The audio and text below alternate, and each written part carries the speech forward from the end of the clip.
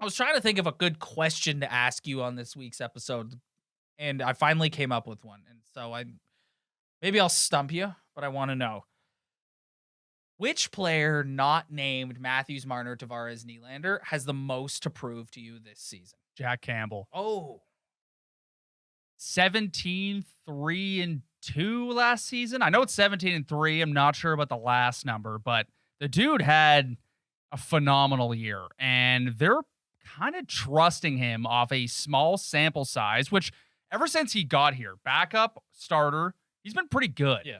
Like it's from what you've seen, what he's given you, you have all the evidence to have like confidence that maybe this guy could be the guy going forward. Now you went out and got Peter Mrazek because you can't just think that Jack Campbell is going to be your top guy. but do you also think I feel like the this is the way the league is going now, where like the days of having a guy come in and rattle off 60 games, like with sports science and Yeah, everything, yeah. and trying to keep these guys healthy. It's almost like pitching in baseball. Yeah. Like dudes aren't throwing complete games anymore. They're going 2 times through the lineup and then the bullpen comes in. It's almost like that with goaltenders Yeah. now. We're not going to have a guy going like what you said 60 games. We're going to have a tandem of 2 dudes who are solid and who can get us good games night in night out and make the playoffs. Yep. But I think for Jack Campbell, it's like Jack Campbell can go out and suck. Like I don't think it's out of the realm of possibility that Jack Campbell starts a couple games and he sucks. Yeah. So I think him I think he's the number one going in.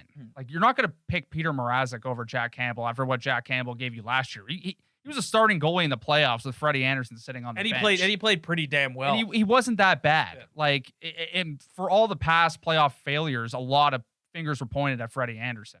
I didn't really hear that many fingers pointed at Jack Campbell after the end of that series. It was just all Marner and all those other guys. But I think for him, he has a lot to prove because I think it's his job to get the lion's share of the games.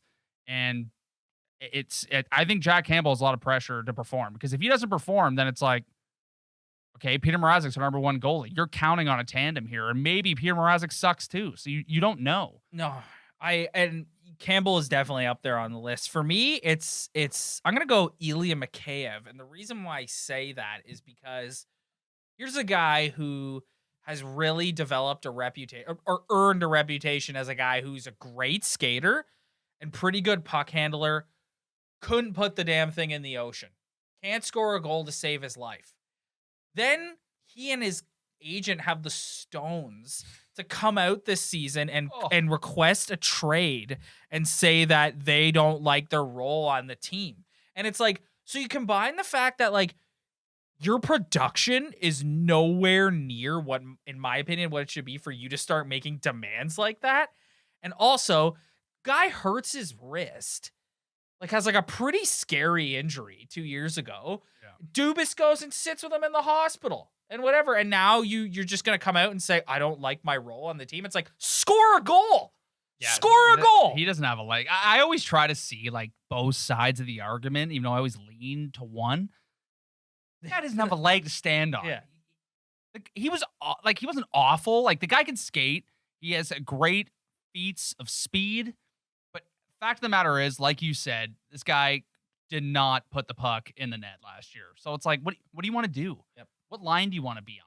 Even in the preseason,